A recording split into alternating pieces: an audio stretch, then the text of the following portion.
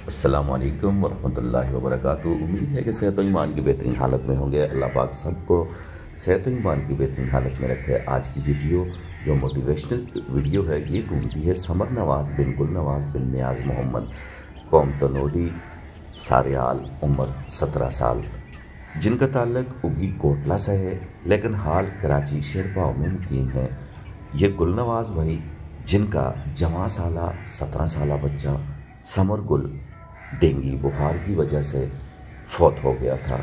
उनको अपने बच्चे से इतनी उनसीयत और मोहब्बत थी कि वो डेली यहाँ आए बगैर नहीं रह सकते। वो डेली कब्रिस्तान आते हैं और अपनी रूटीन के मुताबिक जानवरों के लिए साथ में गोश्त भी उठा लाते हैं।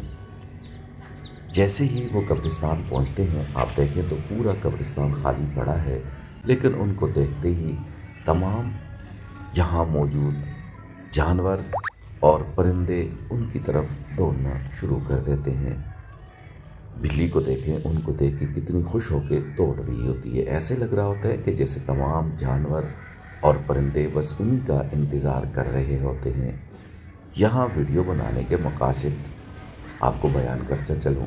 एक तो ये कि गुल नवाज़ भाई का ये अहसन कदम मैं समझता हूँ सबके लिए मोटिवेशनल स्टोरी है कि वो डेली आके अपने बच्चे के इसाले सवाब के लिए इन जानवरों को खिलाते हैं और परिंदों को खिलाते हैं।